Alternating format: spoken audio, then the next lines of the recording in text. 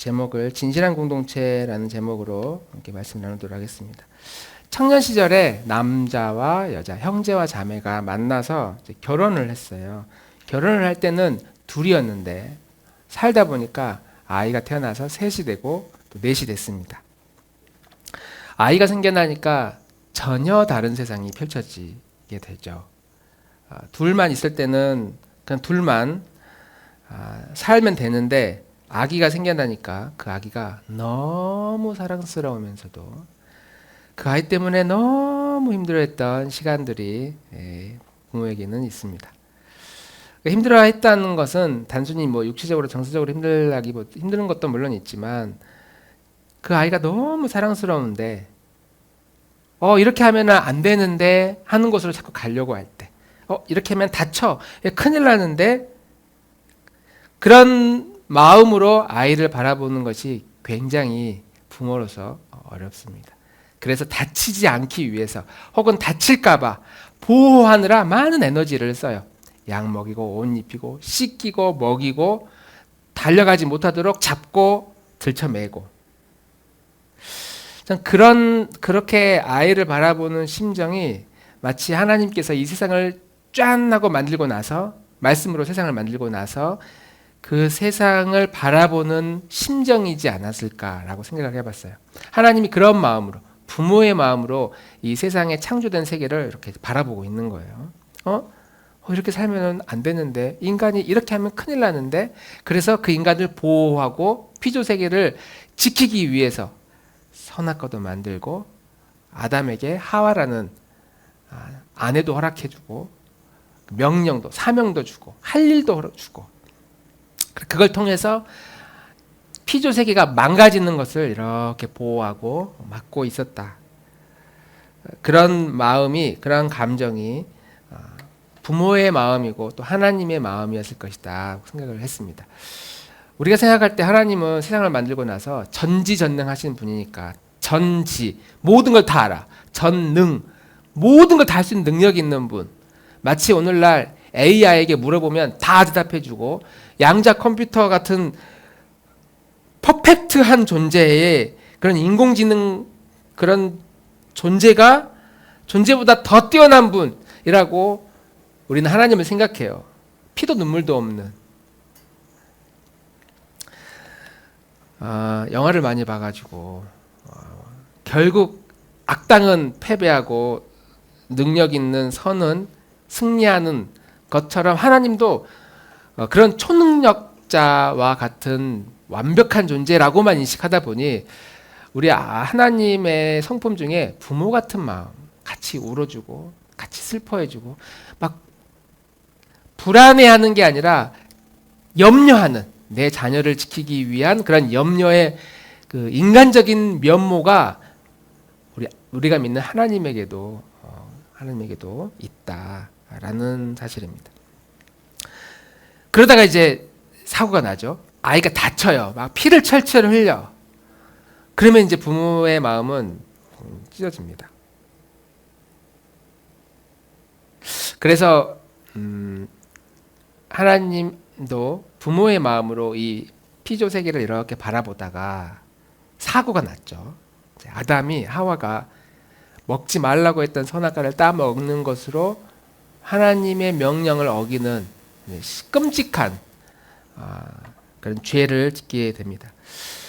그래서 하나님은 이 모든 것을 사고 날 수 있는 가능성에 대해서 인간에게 주어진 자유의지가 어디까지일지를 부모의 마음으로 바라보는 도중에 어떻게 하면 내 자녀를 지킬 수 있을까 해서 우리에게 우리에게 주신 두 가지의 제도가 있습니다.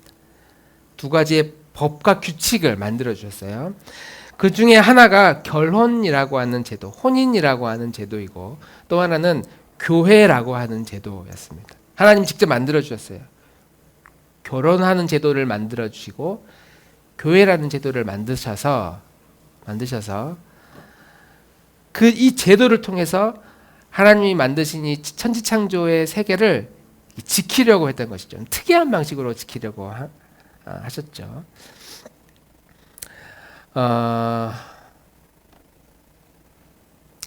결혼과 교회는 하나님 가정과 교회는 하나님께서 이 세상을 가장 완벽하고 가장 아름답게 경영하기 위해서 직접 만들어 주신 중요한 제도라고 말할 수 있습니다. 국가도 있을 수 있지만 국가는 이스라엘 백성들이 이제 하나님의 명령이 아니라 인간의 필요에 의해서 만들어 놓은 제도예요. 그래서 국가를 위해서 다 희생하라고 그러는데 다 뻥입니다. 결국은 인간의 가족과 교회 공동체를 통해서 하나님은 하나님의 나라를 지켜나가요. 그러면 이제 하나님이 왜 이 땅에 가정과 교회를 세우셨을까? 왜 교회를 세우셨을까? 그 교회라고 하는 것은 우리 나들목 교회를 말하기도 하는데, 이제 교회를 시간적인 흐름으로 쪼개 보면 구약의 교회, 신약의 교회가 있어요. 신약의 교회가 이제 우리 이렇게 모여가지고 자, 찬양합시다, 예배합시다, 밥 먹읍시다 이러한 교회이고, 구약의 교회는 또 다른 교회예요. 성막이라고 들어봤을 거예요. 이스라엘 백성들이 성막에 가운데 모여가지고 거기에서 하나님께 예배를 드리고 제사를 하는 그런 제도를 통해서 교회 공동체를 이루셨고, 지금은 하나님이 이렇게 모여서 매주 일주일에 한 번씩 모여서 예배드리는 예배 공동체로 우리를 세우셨습니다. 그리고 가정을 또 허락하셨죠. 근데 하나님이 왜 교회를 세우셨을까? 그리고 왜 가정을 또 만드셨을까? 교회의 특징은 여러 사람이 모인다는 특징이 있고, 가정의 특징은 딱 두 사람만 모인다는 특징이 있어요. 여자친구, 남자친구 한 5명 모여가지고 자, 우리 이제 가족이다라고 해도 가족은 안 돼요. 딱 남자 1명, 여자 1명. 마치 하나님께서 아담을 부르실 때에 아담에게 하와를 주시고 이제 너의 아내다라고 해주셨던 것처럼, 하나님은 남자와 여자 1명이 서로 가정을 이루도록 하는 혼인지도를 만드셨습니다. 이 가정과 교회의 특징은 이제 혼자 할 수 없고 반드시 함께 둘 이상 해야만이 이루어지는 조직이다. 그래서 하나님께서 그런 의도였겠어요. 세상을 딱 만드시고 세상을 향해서 이 세상을 잘 지키기 위해서, 그리고 이 세상을 내가 왜 만들었는지 이 세상이 올바르게 움직이기 위해서, 우리말로 하면 하나님께 영광을 돌리거나 하나님의 목적, 창조의 목적으로 사는 것은 거기에 반드시 필요한 조건, 필수 조건으로 혼자 못한다. 같이 해라. 혼자서는 불가능해. 나 혼자서는 어렵고 반드시 그 일은 둘 이상 같이 해야 된다. 공동체를 이루는 것이다. 혼자서 척척 다 하는 것이 아니라 누군가와 함께 그 일을 이루는 것이다. 그런 의미에서 우리가 지금 살고 있는 이 세상은 혼자라고 하거든요. 혼자 하는 게 편하고 혼자 즐겁게 살려고 그래요. 꼭 같이 하지 않아도 되고요. 왜냐하면 같이 한다는 것은 나를 일정 부분 포기하고 상대방을 인정해주는 이런 불편한 그 과정이 있어요. 마음의 과정이 있어요. 그러니까 이 세상은 야, 그 불편한 힘드니까 너 그냥 혼자 해. 괜찮아. 혼자 살아? 괜찮아. 스스로 너의 자유를 누려. 라고 해서 점점 개인주의화 되고 누구의 간섭을 싫어하는 세상이 되어가고 있습니다. 그러니까 만약에 하나님이 야, 함께해 이렇게 딱 만들어놨는데, 이 세상은 야, 뭘 함께해, 너 혼자 해도 돼, 괜찮아, 이게 너의 능력이니까 너 마음대로 하면 돼. 뭔가 지금 이 두 세력이 막 치열하게 싸우고 있는 듯한 그 느낌을 받을 수 있잖아요. 그래서 사단이 이 세상을 하나님의 뜻과 반대로 움직이고 있다면 사단의 작전이 거의 성공했다라고 말할 수 있어요. 사단의 작전이 뭔가를 같이 하려고 하는 그 아름다움을 다 깨부시고 있는 거예요. 특히 가정 안에서 서로 하나가 되고 사랑하고 서로 연합되려고 하는 그런 가정의 공동체를 사탄이 막 깨트려요. 서로 마음 상하게 하고 싸우게 하고 서로 믿지 못하게 하고. 그리고 교회도 사탄이 계속 그렇게 공격을 하고 있습니다. 그런 의미에서 오늘 이렇게 모여서 우리가 하나님께 예배드리고 같이 모여서 말씀을 나누고 기도하고, 아, 말씀이 그런가? 하나님의 뜻이 그런가? 이렇게 생각하는 것은 사탄이 이 세상을 막 점령하고 모든 걸 너 마음대로 해도 돼라고 하는 모든 미디어와 모든 SNS와 이런 이 세상, 세속이라고 합시다. 그런 세속 문화 안에서 야, 그건 틀린 거야. 이게 진짜라고 독립운동하는 일종의 하나님 나라의 독립군과 같다. 우리의 모임은 그런 독립군과 같다라고 말할 수 있어요. 독립군은 항상 소수. 학교 가면은 학교 친구들 중에 교회 다니는 친구들 승찬이 많이 있어요, 없어요? 있어요. 아니 없다고 해 설교하는데 교회 다니는 친구가 많아요? 교회 안 다니는 친구가 많아요? 교회 친구가 다니는 많아요? 우리 승찬이는 교회를 다니기 때문에 나 교회 다녀, 너 다녀? 그러면 안 다니는 친구는 또 안 노나 봐. 그래서 주변에 교회 다니는 친구가 많을지 모르겠지만 장우리는 교회 다니는 친구가 많아요. 그래, 장우리랑 친한 친구들은 교회 다니는 친구들이 있죠. 어몽촌 교회도 있고, 그렇죠? 대부분 다 다니죠. 네, 그래요. 설교를 할 수가 없어요. 친구 교회 안 다닌다고 그래야 되는데. 집사님 주변에 교회 다니는 사람 많습니까? 적습니까? 네, 없습니까? 네, 거의 없죠. 네, 직장에 가면 거의 없어요. 그러니까 그런 의미에서 우리는 하나님 나라의 독립군과 같다. 야, 그렇게 사는 게 아니야. 하나님은 이 세상을 이렇게 만들었어. 같이 모여 살도록, 서로 연합하도록 그렇게 만들었어. 우리 옆에 사람 얼굴 보면서 이렇게 인사를 해봅시다. 하나님 나라의 독립군이셨군요. 이렇게. 네, 독립군이셨군요. 네. 근데 왜 그러면 하나님은 이렇게 연합해서 함께 세상을 만드셨을까요? 왜 그렇게 해서 이 세상을 지키는 방식이 독특하잖아요. 왜 이렇게 같이 모이도록 혼자 하지 않고 함께 하도록 했을까? 그것은 하나님의 존재 자체가 연합으로 이루어진, 함께 연합으로 되어진 존재이기 때문에 그래요. 하나님의 속성 자체가 혼자 있지 않고 같이 있는 존재예요. 그래서 되게 유명한 말이 있죠. 삼위일체라는 말이 있어요. 한번 따라해 봅시다. 삼위일체. 하나님은 혼자 있는 분이시지만, 한 분이시지만 그 한 분이 세 분이에요. 세 분. 세 분인데 한 분이고 한 분인데 세 분이에요. 자, 먼저 하나님이 세상을 만드신 이유부터 한번 생각해 봅시다. 하나님이 세상을 왜 만들었을까요? 하나님이 세상을 왜 만들었을까? 그거는 별다른 이유가 없어. 그냥 자랑하고 싶어서 그래요. 내가 누군지를 자랑하고 싶어서 하나님은 세상을 만들었어요. 지구를 만들고 우주를 만들고 은하계를 만들고 지구 안에 봄, 여름, 가을, 겨울을 만들고 물을 만들고 나무를 만들고 햇볕을 만들고 새와 동물들을 이렇게 막 만들었어요. 그 만든 이유가 뭐냐면 자랑하려고 하나님이 나 이런 존재라고 이렇게 드러내고 싶어서. 좀 인간적으로 보면은 뭐야 하나님 그런 생각이 좀 들잖아요. 자기 자랑하고 싶어서 하나님이 그렇게 만들었다는 거. 근데 그걸 반대로 이야기해 보면 하나님이라는 존재, 스스로 있는 존재가 말로 표현할 수 없을 만큼 어마어마한 그런 아름다움을 가지고 있어. 그래서 그 아름다움을 혼자서 이렇게 가지고 있는 것이 아니라 누군가에게도 그 아름다움을 나눠주고 싶은 거예요. 그래서 세상을 만들어서 그 세상에 자기의 이 아름다움의 성품을 심어 놓아요. 마치 그거죠. 우리 애완동물 고양이 이름이 뭐라고 그랬지 승찬이? 에모? 에모? 에모에게 에모지 사랑스러워요, 안 사랑스러워요? 고양이라 좀 그렇지. 강아지면 엄청 사랑스러울 텐데 막 잠자고 있으면은 막 배 위에 올라오고 그럴 텐데 고양이는 잘 모셔야 되니까 옆에서 혼내주면 안 되니까. 이러면 또 설교가 또 진행이 안 되는데 참 그래요.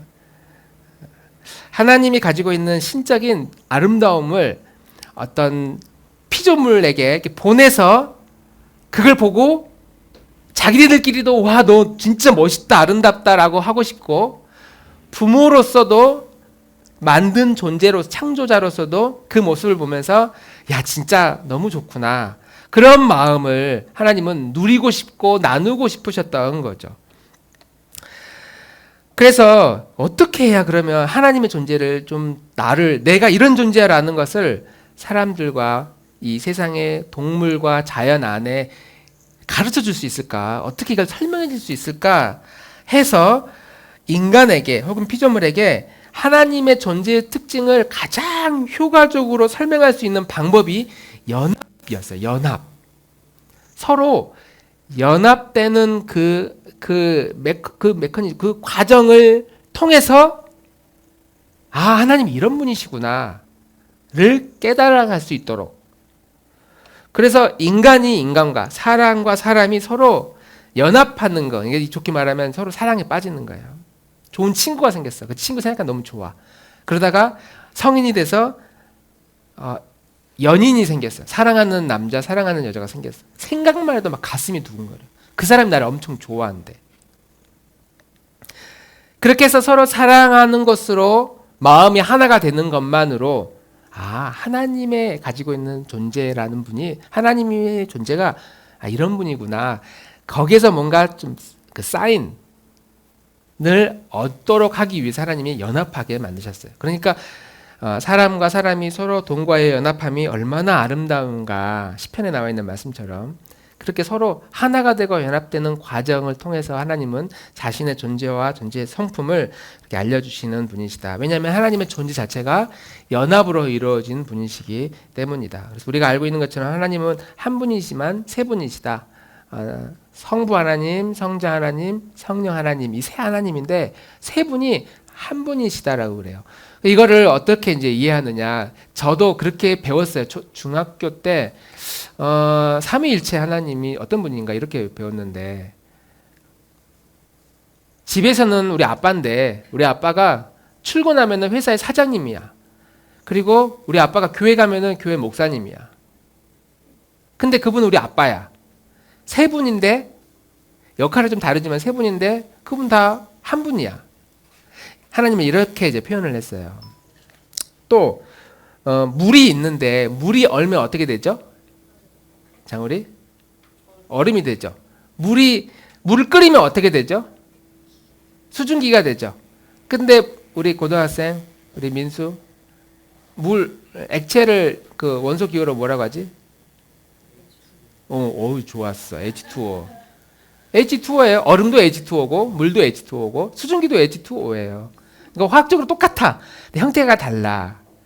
라고 목사님 배웠어요. 근데 굉장히 나중에 알고 보니까 하나님의 존재를 완전히 반대로 살면 그렇게 이해하면 안 돼. 그거는 양태론이라고 해서 그 가르침이에요. 그건 잘못된 설명이에요. 근데 이제 이렇게 이해를 해야 돼. 지민아, 1 더하기 1은 몇이야? 2지. 1 더하기 1을 1이라고 증명할 수 있어, 없어? 1 더하기 1은 1이라고 증명할 수 있어, 없어? 수학적, 과학적으로. 없지. 그 증명하면 노벨상을 받아요. 불가능하다고 배워. 그거는 이제 우리는 다 진리다. 왜냐하면 1 더하기 1은 1이다. 뭐 사가 반쪽에서 사가 하나 있다. 이거는 그건 아니고. 그거를 증명해내면 노벨상을 받아요. 그러니까 우리는 1 더하기 1은 1이라고 알아. 그런데 하나님은 1 더하기 1은 1이다라고 말하고 그것을 논리적으로 이해하려고 하지 말라라고 그래요. 그럼 그거 어떻게 이해합니까? 몰라. 우리는 그걸 이해할 수 없어. 근데 성경에는 하나님은 성부 하나님이 이야기가 있고, 성자 예수님에 대한 이야기가 있고, 성령 하나님에 대한 이야기, 세 하나님 분명히 나오는데, 그리고 이 세 하나님이 서로 의논했다고 이야기하는데, 이분이 각각의 머리 셋 달린 그런 하나님이 아니라 한 분이라고 또 이야기를 해요. 이거는 우리 인간의 언어로는 이야기할 수 없어. 그냥 우리가 이해할 수 있는 건 이거예요. 왜 그럼 하나님이 그렇게 세 분으로 존재하실까? 그거는 우리가 이해할 수 있어요. 왜 하나님은 1 플러스 1 플러스 1은 1을 하고 존재하시는가? 요한일서 1장 4절에 요한일서 4장 16절 같이 한번 읽어보겠습니다. 시작.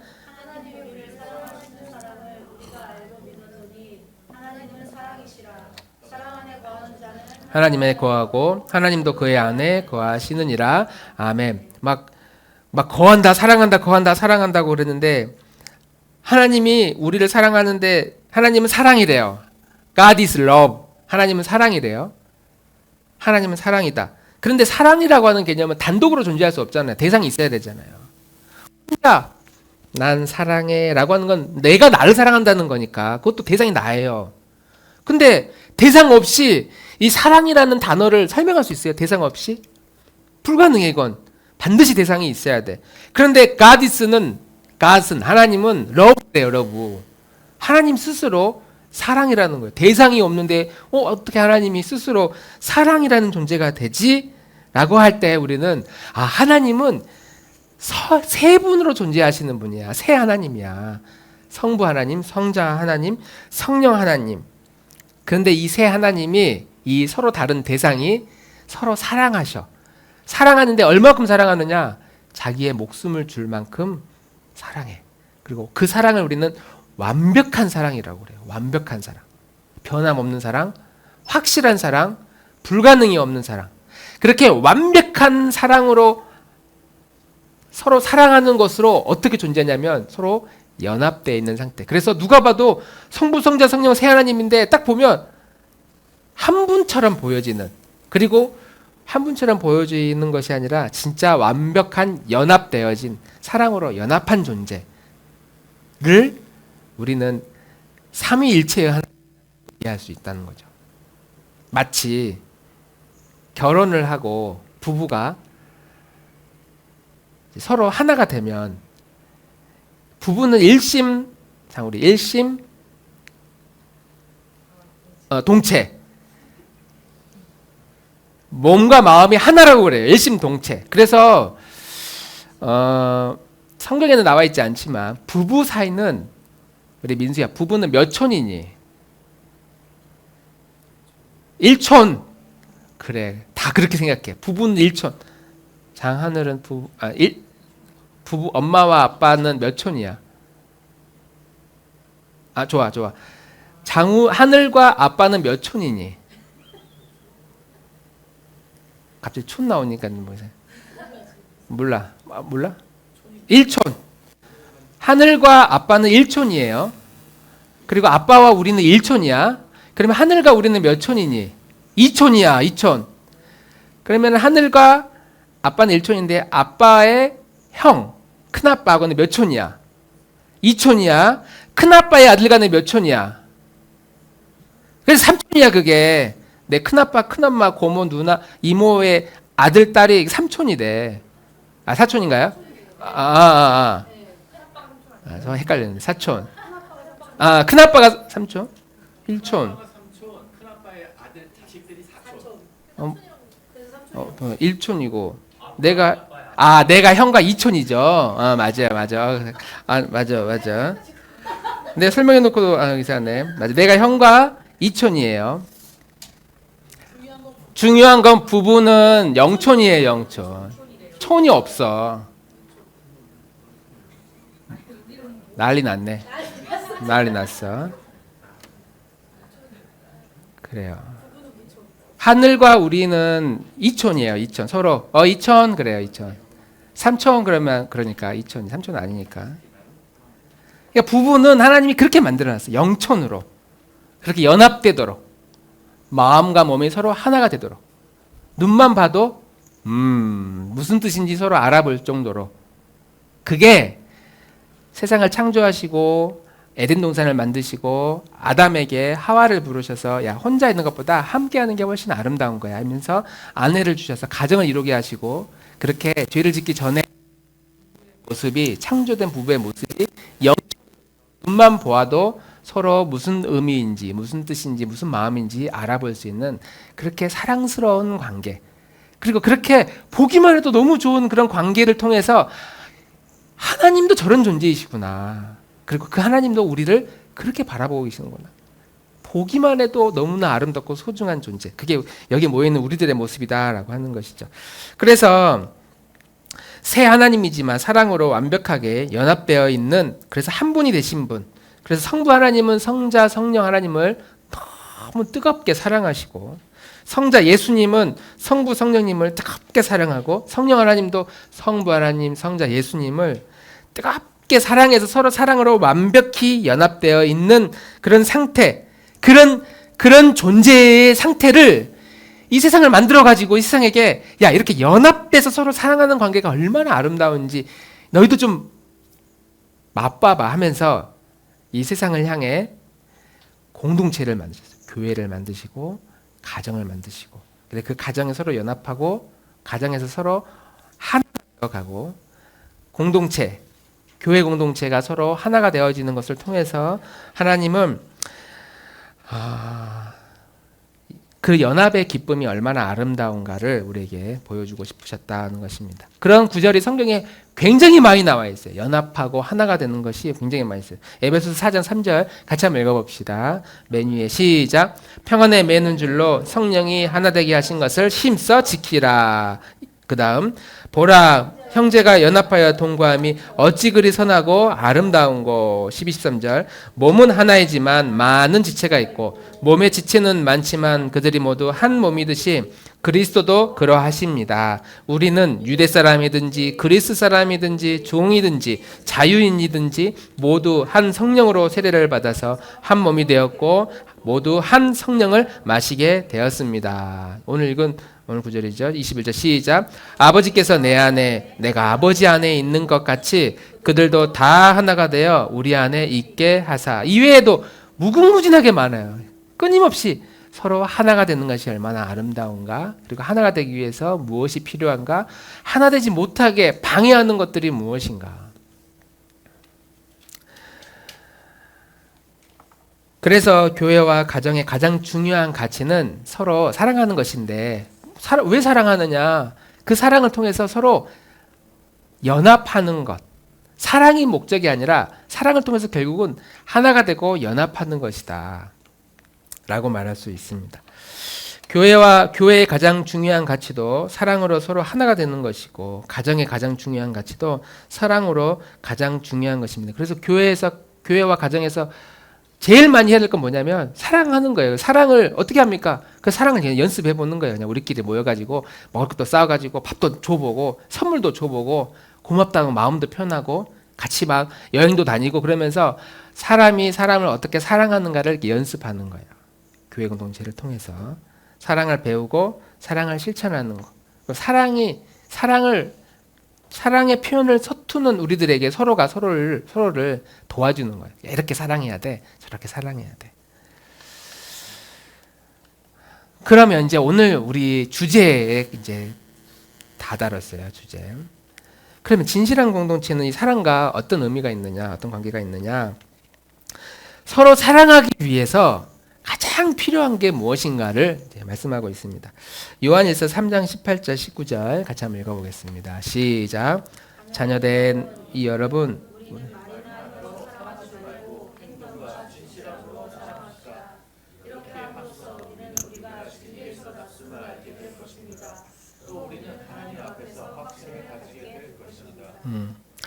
사랑의 필수적인 태도를 여기서 말하고 있는데 바로 진실함이다. 사랑의 태도는 진실해지는 것이다. 진실하게. 반대로 말하면 사랑하지 못하게 사랑의 관계를 깨트리는 것은 거짓이라는 거예요. 진실이 사랑을 표현하는 중요한 사랑을 방해하는, 사랑하지 못하게 딱 끊어버리는 요소는 거짓이라는 거예요. 거짓. 속임수. 적극적으로 보면 속이는 거죠. 거짓말하는 거예요. 거짓말이 별거 아닌 것처럼 느껴질 수 있고 그럴 수 있지만 성경은 거짓을 굉장히 끔찍한 죄로 말합니다. 적극적으로 말하면 누군가를 속이는 것이고, 소극적으로 좀 더 넓은 의미에서 보면 가리는 거예요. 자기를 감추는 거, 가면을 쓰는 거예요. 내 속마음을 드러내지 않는 거예요. 그런 마음으로 가정에서 서로 살아요. 진짜 싫은데 좋은 척하면서 살아요. 교회에서 마음에 안 드는데 그냥 마음에 드는 척하면서 그냥 살아요. 자기 속마음을 감추고 드러내지 않는 것. 그리고 이 세상을 서로 연합하지 못하게, 사랑하지 못하게 하는 그런 존재, 사탄이 그것을 막 하고 있다고 그랬잖아요. 그 사탄이 지금 어떤 방식으로 거짓을 말하게 하고 또 자기를 속이게끔 하는가, 그 가장 큰 장소가 이제 미디어라고 우리는 봅니다. 미디어. 거짓과 가식이 가장 가득한 곳. 그래서 뭐 SNS 친구들 보면 중고등학교는 더 그런데 우리 교회 우리 이 동네는 잘 모르겠어요. 근데 이제 심리학자들이 청소년들 검사를 해보면 우리나라가 10대 청소년들이 이 SNS를 통해서 느끼는 비교, 의식, 강박 이런 것들이 굉장히 커서 왜냐면 거기는 다 나보다 다 잘난 사람들이 더 아름답고 화려한 것만 보여지고 있거든. 그런 걸 보면서 우리나라가 OECD 국가 중에 자살률 1위, 우울증 1위예요. 청소년들, 여러분들이 다니는 존재. 그게 왜 그러느냐? 다른 나라는 뭐 머리가 2개 달리고 손이 3개 달렸느냐? 똑같아요. 그런데 이런 미디어에 노출이 계속 되고 있는 거예요. 비교하는 거. 얘는 나보다 더 잘하는 것 같다. 얘는 나보다 더 능력이 많아. 얘는 나보다 더 예뻐. 나는 뭐지? 근데 그 SNS에 나와 있는 게 다 그 필터 쓰잖아요. 다 필터 쓰고 어쩌다가 한번 맛있는 거 먹는 거 사진 찍어 올리고 맨날 집에서 그냥 뭐 뭘 먹는지 모르겠지만 그렇게 우리는 감추고 꾸민단 말이에요. 어느 날 제 페이스북에 제가 들어가 봤어요. 제가 좋아하고 잘하고 있는 것만 다 올렸더라고. 나 오늘 어디 수련회 왔는데 경치 너무 좋아. 거기만 올려. 내가 오늘 밥 먹었는데 야 여기 식당 장난이 아니야. 뭐 음식 이런 거 올려. 그런 것만 올려놨어. 똑같네. 나도 똑같이 해놨네. 그러니까 누군가 이걸 보고 아이고 목사님 뭐 어쩌고저쩌고 막 글을 써놔요. 그런데 그게 항상 저의 현실이냐 우리의 현실이냐. 그런 의미에서 하나님은 이 땅에 교회를 세우고 또 이 교회 공동체가 서로 사랑하는 것으로 또 하나가 되어가는 이 과정을 통해서 하나님의 나라가 어떤 것이고 하나님의 세상을 처음에 왜 만들었는지를 이렇게 알려주고 싶었던 거예요. 서로 사랑하고 서로 연합되어지는 그 경험을 통해서. 그래서 서로 사랑하는 공동체가 되기 위해서 가장 중요한 것은 진실함인데 어떤 걸 진실함이냐. 첫 번째는 자기 자신에게 진실해야 돼. 자기 자신을 속이면 안 돼. 솔직해지는 거. 두 번째는 서로가 서로를 꾸미지 않아야 돼. 어려운 일이죠. 꾸미지 않아. 화장하지 말라고 라는 건 아니니까. 서로가 서로를 마음을 꾸미지 않아야 돼. 세 번째로 제일 중요한 건 하나님 앞에 있는 모습 그대로 나아가는 것이 굉장히 중요해요. 하나님 저 굉장히 사는 게 너무 힘이 들어요. 저 마음이 아파요. 저 너무 외로워요. 저 너무 불안하고 두려워요. 자기 자신의 모습을 하나님께 있는 모습 그대로 가지고 나아가는 것. 이런 진실한 모습을 가질 때 우리는 진실한 공동체로서 하나님이 기뻐하시는 공동체가 될 수 있다.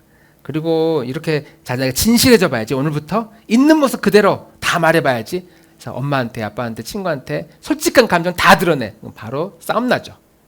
교회? 목사님 저 오늘 목사님 설교 너무 길어가지고 나 싫어요. 진실한 마음을 다 말했어. 싸움 나죠. 서로 불편해. 그래서 이런 진실함을 가능하게 하는 것이 무엇이냐. 성경은 복음이라고 그래요. 복음, 기쁜 소식. 이 기쁜 소식을 잘 알고 잘 배우면 이 진실함이 무엇인지를 우리는 알게 된다는 겁니다. 에덴 동산에서 아담과 하와가 죄를 지은 후에 가장 먼저 했던 게 감추는 거였어요. 자기가 옷을 벗었다는 것을 알고 부끄러워서 나뭇잎을 가져다가 자기 몸을 가려요. 자기를 가린 거예요. 상대방에게 자기 진짜 모습을 가리는 거. 이런 태도는 지금도 똑같아요. 우리 다 가리고 있어요. 뭘로 가리냐면 돈으로 가려. 돈으로 자기를 이렇게 꾸며가지고 나 이런 사람이야 라고 자기를 가려요.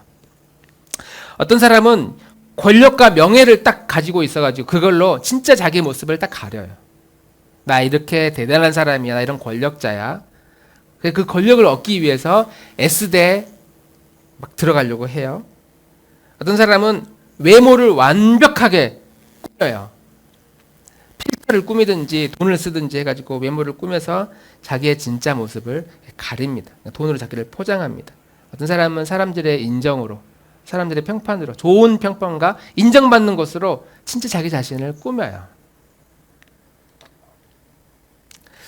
심지어는 부부가 되고 교회 공동체의 일원이 되어서도 여전히 속마음을 감추며 살아가는 부부와 가정과 또 그런 공동체들이 있습니다.